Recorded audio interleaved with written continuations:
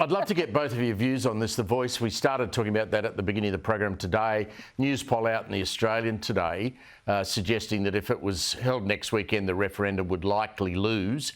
What's the South Australian mood? What are you hearing around South Australia, around Adelaide in particular, about support? And then we'll get to the Territory.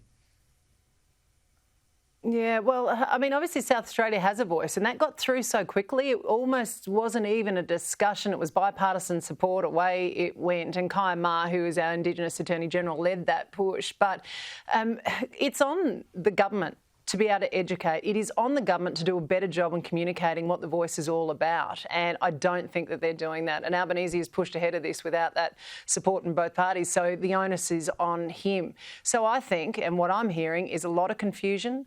A lot of people that are worried, well, if I vote no, does that mean I'm a racist? A lot of people are saying, well, if I vote yes, I'm not really sure what that means.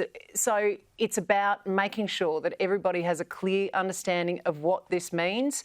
I mean, it's going to be a tough enough thing to get up anyway because of the way that referendums are run, but there is just nothing but confusion really here in South Australia.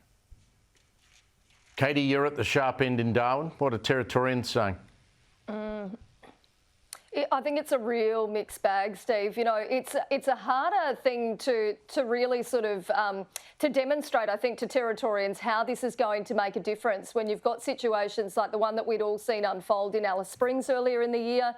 We've got incredibly high rates of domestic violence. We have got health concerns amongst our Indigenous Territorians that you wouldn't even see in other parts of Australia. So it's really about trying to educate people as to how this is going to make a difference, but also ensuring that people that are actually on the ground in those Indigenous communities are going to be heard. And I think that's probably the biggest thing at this point in time, is that a lot of people worried that it's going to just add another layer of bureaucracy, which won't actually see those people's voices being heard. And you know, even when you look at Alice Springs, now we're going through a better, it is a bit better at this point in time, but you had really strong Indigenous elected voices who were speaking out at that point, and it still didn't make the Northern Territory and federal government sort of sit up and listen in the way that they should. And, you know, I will say I'm supportive of the Voice. I do hope that it is able to get up, and I really genuinely hope that it does make a difference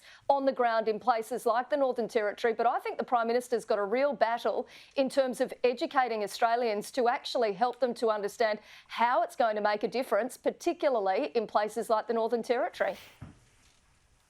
Yeah, well said. Great to catch up with you both. Great chat. Thanks a lot.